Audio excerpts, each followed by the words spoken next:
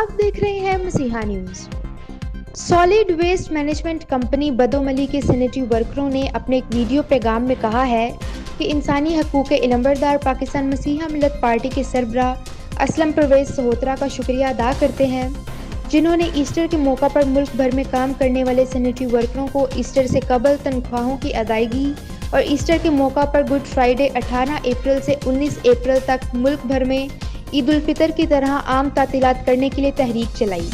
जिसके बाइस town committee Badomali Narowal के सैनिटरी वर्करों को गुड फ्राइडे 18 अप्रैल और ईस्टर के एवज 21 अप्रैल की छुट्टी नसीब हुई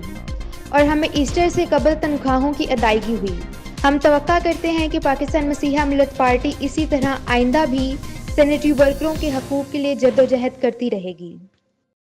ਅਸੀਂ जनाब असलम ਸੋਤਰਾ ਸਾਹਿਬ ਦਾ ਸ਼ੁਕਰੀਆ ਅਦਾ ਕਰਨੇ ਆ ਜਿਹੜੇ ਬਦੋਮਲੀ ਆਏ ਸਾਡੇ ਮੁਤਾਲਬਾਤ ਸੁਣੇ ਉਹਨਾਂ ਤੇ ਅਮਲ ਕੀਤਾ ਤੇ ਅੱਗੇ ਵੀ ਇਹੀ ਤਵੱਕੋ ਰੱਖਣਾ ਕਿ ਤੁਸੀਂ ਸਾਡੇ ਨਾਲ ਤਾਮਨ ਕਰੋਗੇ।